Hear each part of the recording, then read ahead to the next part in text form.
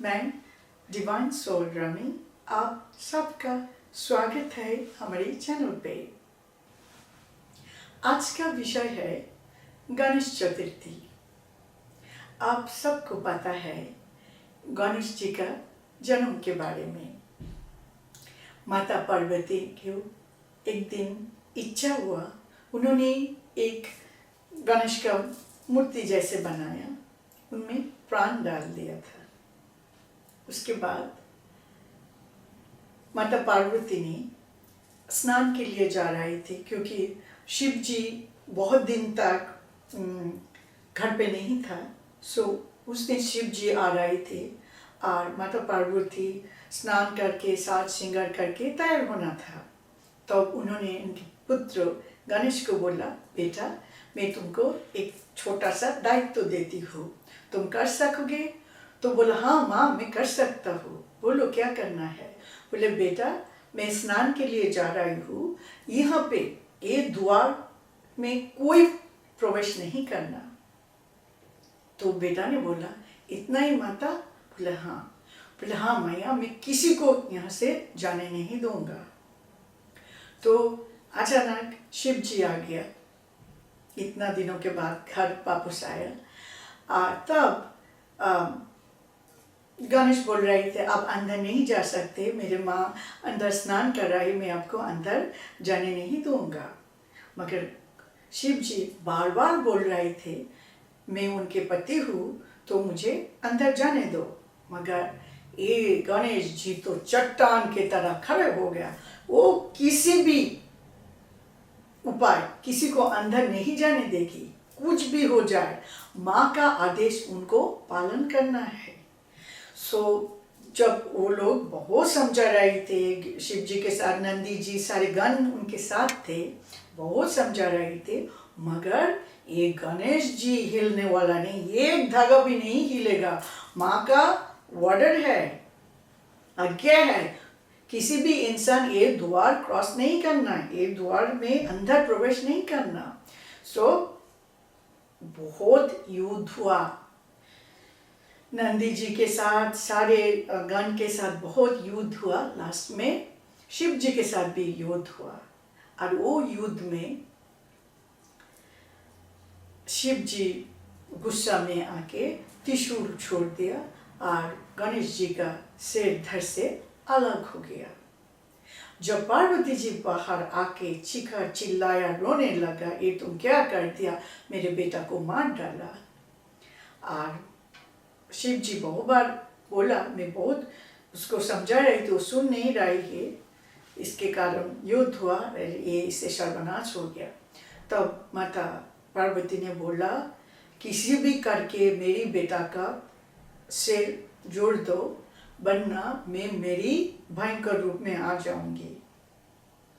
तब शिव जी ने बोला, उनके सारे गण को बोला, नंदी जी को बोला, जल्दी से जल्दी एक सिर लेके आओ, उनके सिर इनके शरीर के साथ जोड़ देंगे।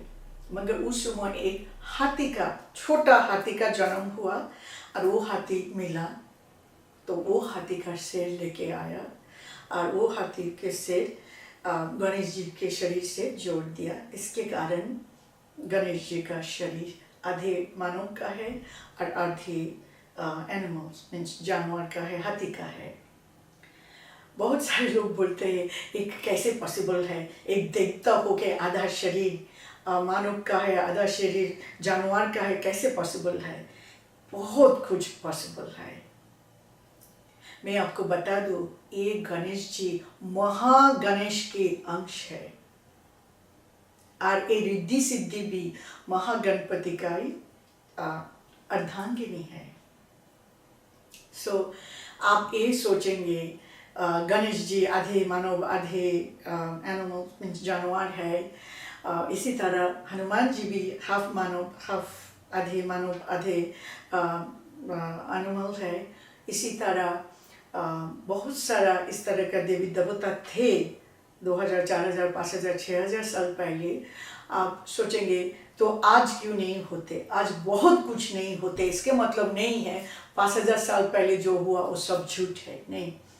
भगवान विष्णु का सबसे पहले अवतार हुआ था मत्स्य अवतार। उन्होंने जब हिरण्यकशिपु को मारा, वो भी सिर्फ आधे मानव आधे सिंह का था, तो वो भी प्रभु का एक अवतार था। वो जब बड़ा रूप लिया, पृथ्वी को डूबने से बचाया, डिस्ट्रॉय होने से बचाया, तो भी आधे मानव आधे एनिमल्स का, जानवर का रूप था। सो आप ये लोग जो आर्गुमेंट करते हो मेरे साथ और दूसरे साधु के साथ, ये कैसे संभव है, इतने बड़े देवता, इसके फेस जानवर का है, शरीर मानव का है, इसी तरह में आपको बहुत सारे उदाहरण दे सकती हूँ। इवन जैसे मैंने बोला, भगवान विष्णु का तीन रूप, आधे मानव आधे जानवर का है, जैसे मत्स्य रूप, बराह रूप, नरसिंह अवतार। सो जैसे गणेश जी है, हनुमान जी है, ऐसे। सो आप विश्वास करें ना करें, मगर ये हुआ था और ये सारे देवी देवता सच है ना। आपको ये जानना ज़रूरत है, ये जो गणेश चतुर्थी के मेन कारण क्या है, क्यों उनको प्रथम पूज्य माना जाते हैं। उस समय सारे देवता में कौन प्रथम पूज्य होगा, इसके लिए बहुत डिबेट, तर्क वितर्क हो रहे थे, किसको माना जाएगी। तो इसके कारण ये एडवाइस किया, चलो सारे देवता में प्रतियोगिता होगा, कंपटीशन होगा, उसमें देखते हैं जो सारे कंडीशन पूरा करके, सारे पृथ्वी को परिक्रमा करके कैलाश आके पहुंचेगा, उसको ही प्रथम पूज्य माना जाएगा। ओके, मगर ये गणेश जी ऐसे मोटे हैं, खाते हैं ज़्यादा, वाहन बहुत छोटा है, उंदुर है। सो सारे लोग उसको बहुत तिरस्कार कर रहे थे, उसको प्रतियोगिता से निकालने के बाद कर रहे हैं, गणेश को छोड़ो, वो हमें सबको देर कर देगी, वो कभी कर ही नहीं सकते, इसके वाहन इतने छोटे छोटे मुंह होते हैं, वो जिंदगी लगा देगी। मगर ये गणेश, ये सचमुच ये चतुर है, बुद्धि का देवता है। इनके बुद्धि चतुराई कोई दुनिया में कंपेयर कर ही नहीं सकते, क्योंकि एक बुद्धि का देवता है, बहुत चतुर है। सारे देवता में जब कंपटीशन हो रहे थे, प्रतियोगिता हो रहे थे, उस समय ये हर एक देवता को ऐसे ऐसे परिस्थिति मुकाबला करना पड़ा, फेस करना पड़ा। वो परिस्थिति से निकलना इम्पॉसिबल है, मीन्स नामुमकिन है। मगर हर एक विपत्ति में, हर एक चैलेंज में एक गणपति जी सारे देवी देवता को वहाँ से विपत्ति से उद्धार किया, उसको मार्ग बताया, ये प्रॉब्लम से, ये समस्या से, विपत्ति से कैसे बाहर आ सकते। ये बुद्धि का देवता है, बहुत चतुर है। सो उनके चतुराई और बुद्धि के कारण हर एक परिस्थिति से वो देवता निकल गया। और जो जो कंडीशन था प्रथम पूज्य बनने के लिए, हर एक कंडीशन को हर एक देवता पूरा किया। मगर जब गणेश जी सोचा वो इतना बड़ा है, वाहन छोटा है, स्लो है, वो शायद इतना सारे देवता के साथ प्रतियोगिता करके, वो कंप्लीट करके, परिक्रमा करके पृथ्वी का वापस नहीं आ सकते, तो वो बहुत चतुर है। इसके कारण उन्होंने क्या किया, उनके माता पिता को 7 बार परिक्रमा किया और बोला, माता जी, पिताजी, दुनिया में सबसे बड़ा देवता हमारी माता पिता होते हैं। जब हम माता पिता का श्रद्धा करते हैं, उनको पूजते हैं, उनकी परिक्रमा करते हैं, तो सारे पृथ्वी परिक्रमा का पुण्य मिल जाते हैं, है कि नहीं पिताजी, माता जी? तो बोले हाँ बेटा, तुम सही बोला, दुनिया में सबसे बड़ा देवी देवता है आपके माता पिता। आप जब श्रद्धा भक्ति से उनके पूजा प्रार्थना करेंगे, उनकी परिक्रमा करेंगे, तब आपको सारी पृथ्वी परिक्रमा करने का पुण्य मिल जाएगी। तब पार्वती ने बोला हाँ बेटा, तुम ही हो प्रथम पूज्य हो, क्योंकि तुम सारे पृथ्वी परिक्रमा करने का पुण्य तुमको मिल गया। जब सारी देवता सारे कंडीशन पूरा करके पृथ्वी परिक्रमा करके कैलाश वापस आया, तब गणेश जी ने बोला मैं मेरे माता पिता को परिक्रमा करके सारे पुण्य ले लिया, सो मेरे पिता ऑलरेडी मुझे प्रथम पूज्य घोषित कर दिया। बोले नहीं नहीं गणेश जी, आप तो हमें प्रतियोगिता में हर एक परिस्थिति में हर एक विपत्ति में तो आप ही हमें उद्धार किया, मार्ग दिखाया, रास्ता दिखाया, हर एक प्रॉब्लम से विपत्ति से तो आप ही हमें उद्धार किया। तो बोले मैं किया? बोले हाँ। कार्तिक इनके भाई, गणेश जी के भाई कार्तिक के बोला हाँ अनुज, हर एक समस्या तो तुम्हें हमको, सब देवता को तुम हमसे वो विपत्ति से निकाला। मगर आपको पता है ये गणपति जी महागणपति का अंश है। जब ये गणपति जी यहाँ पे इनके वाहन के साथ वो रुक गए थे, कर नहीं पा रहे थे, तब महागणपति उनके गणपति के दूसरा अवतार को वहाँ भेज दिया और हर एक देवता को हर एक समस्या से उद्धार किया, हर एक संकट मोचन कर दिया था, हर एक विपत्ति से उद्धार किया था ये गणेश जी।